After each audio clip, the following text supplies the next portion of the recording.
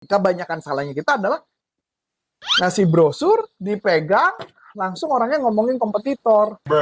Kita bilang, oh Pak, mobil ini juga bagus Pak. Enggak.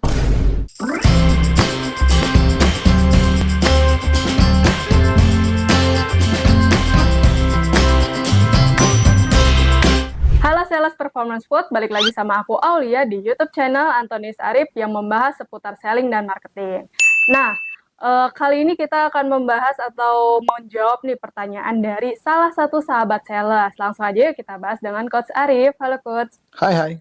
Apa kabar Coach? Baik. Alhamdulillah, lagi ada kesibukan apa nih Coach? Banyak lagi ngerjain buku, buat 2 buku sekaligus. Lagi sibuk buat buku, buat punya ide konsep-konsep pemasaran dan sebagainya. Menarik nih Coach. Nah, ini ada salah satu sahabat sales yang minta penjelasan dari Coach Arif nih. Dari Herdi Setiawan 663. Cara terbaik saat sales mobil di pameran menawarkan ke pengunjung, namun justru orang tersebut langsung menolak dan menanyakan produk kompetitor. Mohon dibantu penjelasannya, Coach. Nah, ini kan tadi saya juga baca nih. Ini kan agak aneh ya menurut saya ya. Kan kalau pameran pameran mobil, kan pameran mobil kan biasanya ada booth-booth gitu ya. Jadi ada booth 1, ada booth 2, pameran kan macam-macam ya. Ada pameran di gedung, ada pameran di mall. Kalau pameran di mall juga tetap gimana pun juga pasti ada booth-nya masing-masing. Nah, misalkan anggaplah saya jual mobil Wuling. Terus orangnya datang nih ke saya, ya kan? Nah, yang saya agak bingung masa dia nanya mobil merek Honda misalnya. Kalau yang aku tangkap sih ya Coach ya, misalkan si sales mobil yang merek Wuling, anggap katakanlah. Nah, itu tuh menawarkan orang yang mungkin lagi lewat, gitu kan, lihat-lihat mungkin ya. Oh, menawarkan. Berarti bukan orang itu berhenti kan? Nah, terus kalau misalkan menawarkan, malah dia nanya produk kompetitor yang lain. Ya kan sebenarnya kan pada saat kan kita kalau lihat percakapan ketika kita tawarin kan orangnya misalkan dia bisa ngomong misalkan enggak deh, saya lagi tertarik sama mobil itu. Tadi gitu kan? Bener nggak? Iya. Ya anggaplah gitu ya. Maaf mas, enggak, saya lagi nggak tertarik, saya lagi tertarik pengen mobil Honda. Misalnya gitu ya. Nah, kalau itu bisa skenarionya kayak gini. Saya lagi tertarik mobil Honda. Oh iya Pak, wah apa yang membuat Bapak tertarik dengan mobil Honda? Saya gali. Itu namanya yang disebut namanya hierarchy of kriteria. Apa yang membuat Bapak tertarik dengan mobil Honda? Kebanyakan saya enggak. Dia jualan. Enggak Pak, Bapak Wuling aja Pak. Wuling ini bagus. Itu salah cara jualannya. Harusnya kita tanya. Bapak tertarik mobil Honda? Iya tertarik mobil Honda. Kenapa Pak mobil Honda itu tertarik? Oh karena disebut nih kelebihannya. 1 ini, 2 ini, 3 ini. Nah, dengan 1, 2, 3 kelebihan tersebut, ada nggak kelebihan 3 tersebut itu dimiliki oleh Wuling? Kalau ada 3 di merek yang dilihat Wuling, baru kita geser. Cocok Pak, Wuling ada itu Pak, bahkan lebih hebat. Mau buktinya Pak? Yuk ikut saya. Kita giring pakai teknik hypnoselling. Caranya gimana? Nah, ini langsung saya peragakan aja gitu ya caranya teknik hypnoselling. Jadi hypnoselling misalkan kita lagi berdekatan, kamu agak deketan dikit gitu ya. Agak deketan dikit ya. Wah, kebetulan nih Pak, ada kebutuhan yang itu Pak. Yuk, nah saya pura-pura megang tapi tidak megang. Pura-pura megang. Yuk Pak, kita ke sana. Ketika kita ajak ke sana, mata kita nggak boleh tatap ke dia. Kita begini, yuk Pak, kita ke sana. Berarti jadi mata kita udah bergerak dulu ke arah mobilnya. Akibatnya orangnya jalan kan ke sana. Nah, gini Pak. Langsung kan kasih brosur. Gini Pak, ambil brosurnya, ambil. Nah, gua gini. Nah, ini saling lagi. Ini teknik hypnoselling lagi. Kan tangannya ngambang tuh. Dia aja masih ngambang nih kan. Baru saya jelasin. Ini kelebihannya. Nah, nih coba Pak. Yuk kita buka pintunya. Pak, duduk Pak. Silakan duduk. Duduk. Mainkan teknik NLP. Visual, auditory, kinestetik. Kalau visual berarti kita ngomongin tentang warna, desain, interior, dan sebagainya. Kalau auditory, bodinya kita ketok-ketok. Mesinnya kita nyalain, dengerin suaranya. Kinestetik, kita tutup mobilnya, kaca dibuka. Coba Bapak duduk Pak, rasain gimana Pak? Tangkap ya? Itu teknik hypnoselling dan NLP selling. langsung kombinasi. Masuk akal? Iya. Kebanyakan salahnya kita adalah ngasih brosur, dipegang, langsung orangnya ngomongin kompetitor. Kita bilang, oh Pak, mobil ini juga bagus Pak. Enggak. Oke. Makanya kebanyakan gagal. Berarti seharusnya yang dilakukan, kan biasanya sales tuh, oh kita produk ini ada ini juga loh Pak. Gitu. Nah mungkin kita bisa kayak gali dulu, kenapa sih dia tertarik sama yang lain. Betul. Dapetin kriterianya. Nah, kriterianya itu yang kita pindahkan ke mobil kita nantinya. Oke. Oke? Iya. Nah, ada teknik lagi nih, NLP. Ini teknik canggih. Ini ada di materi pelatihan saya, Invisible Influence. Kalau nggak salah, The Secret of Influence. Oke. Ini tekniknya canggih banget. Ini tekniknya agak hardcore nih, bahaya nih. Misalnya nyebut 3. Iya. 3-nya apa misalnya? 1, lega. Ya lebih lega space-nya. Yang kedua misalnya hemat. Yang ketiga, anggaplah 2 itu aja. Nah, saya dengan santai. Begitu lega, kita ajak, Pak, yang Bapak maksud lega apa ya Pak? Pak, apa yang Bapak maksud dengan lega? Saya akan tunjuk mobil saya. Ini teknik NLP yang disebut namanya anchor. Spatial anchor.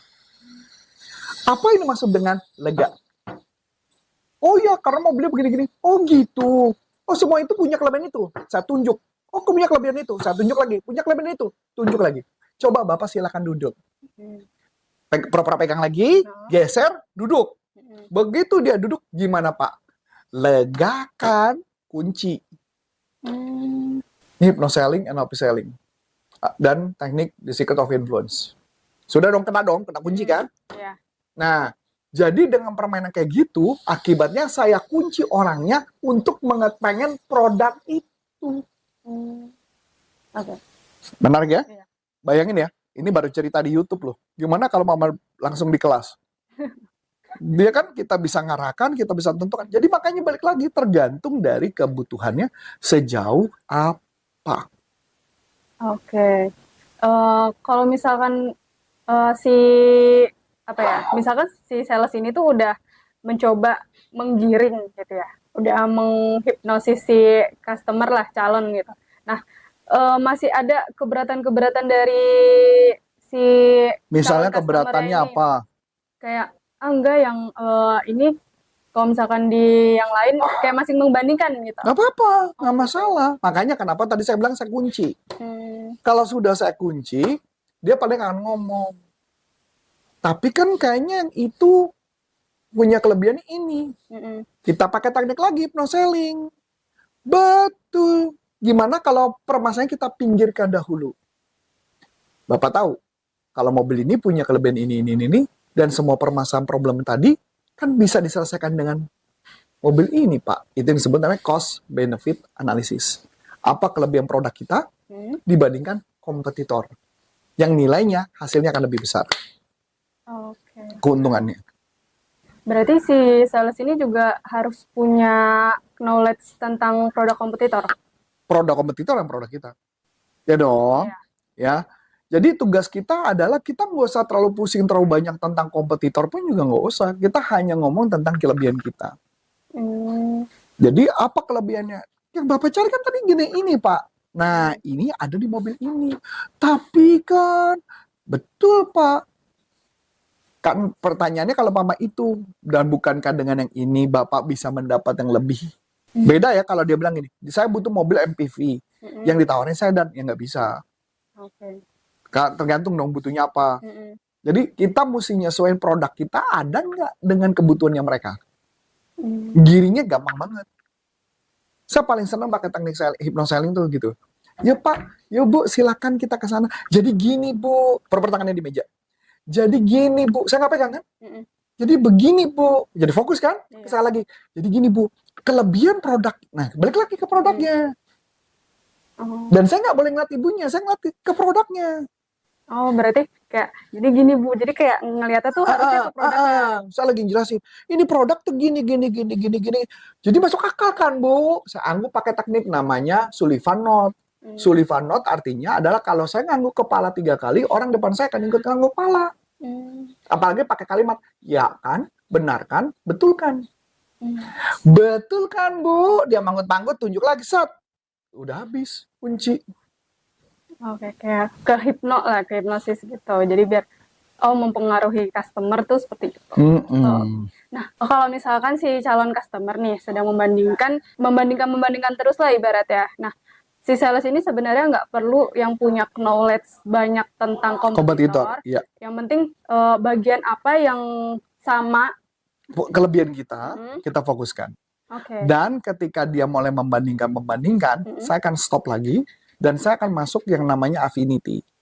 Affinity ketika dia bilang, iya tapi kan produk gini. Oh iya, ya memang semua produk pasti punya keunggulan. Bapak by the way, tinggal di mana Pak? Saya deketin dia. Itu namanya affinity. Oh saya tinggal di sini. Oh, keluarga berapa Pak? Anak dan saya jalin hubungan. Kebayang sales enggak? Ngotot jualan. Nah itu nggak boleh. Jadi setiap lu menghadapi tantangan challenge bahwa mengatakan hampir nggak bisa, berhenti, langsung lakukan affinity. Jalin hubungan. Tanya, itu caranya lagi. Kalau udah enak lagi, lanjut lagi, jual lagi. Nanti dia lupa kok. Ya, karena di dalam teknik hipnosis ada yang namanya flooding. Apa itu? Flooding kayak gini contoh. Misalkan dia perokok. Perokok, saya mau bikin dia berhenti merokok. Saya akan, jadi ibaratnya, saya bayangin kalau rokok itu anggaplah gelas airnya hitam. Saya siram gerujukin pakai air warna putih, lama-lama kopi apa yang bentuk hitam atau kopi itu pun jadi putih, betul nggak? Iya. Nah, itu yang artinya namanya flooding. Jadi saya flooding orangnya. Jadi jalin hubungan, ngomong, tunjukin benefit, bolak-balik, lama-lama orangnya lupa. Itu namanya di flooding. Saya masukin terus program, saya kucurin terus airnya. Lama-lama di flooding, dia udah lupa. Apalagi saya tahu rumusnya, flooding. Flooding itu rumusnya 7 plus minus 2. 7 plus minus 2. Berarti 5 sampai 9. Jadi ketika kita ngomong satu topik berarti baru satu, ngomongin topik kedua berarti 2. Berarti kita ngomong topik ada 5 topik yang berbeda-beda, terus nggak berhenti-berhenti, ngomong 5, lama-lama dia lupa. Itu flooding. Ada juga teknik hipnosis yang disebut namanya confuse. Confuse itu contohnya kayak kita membuat orang jadi bingung. Jadi cara mainnya kayak gini ya. Ini mendingan saya demokan aja ya. Agak maju dikit ke depan. Duduknya agak senderan, rapetan dikit kaki ya. Dimajuin. Gitu ya. Jadi saya coba ya. Jadi maksudnya bisa masuk bagus. Sini. Biar nggak kena. Sini lagi. Maju dikit. Ya. Jadi misalkan saya contoh ya. Pegang tangan saya. Nah, perhatiin ya. Ini saya akan lakukan prosesnya. Nanti kamu lihat nih prosesnya. Ini menarik gitu. Flooding ini kayak model konsepnya dibikin confuse. Tangannya relax. Saya relakskan kan dengan ngobrol. Ini kan misalnya kayak gini. Flooding. Konsepnya ya. Pahami konsepnya. Kamu ikutin kata-kata saya. Nama saya Aulia.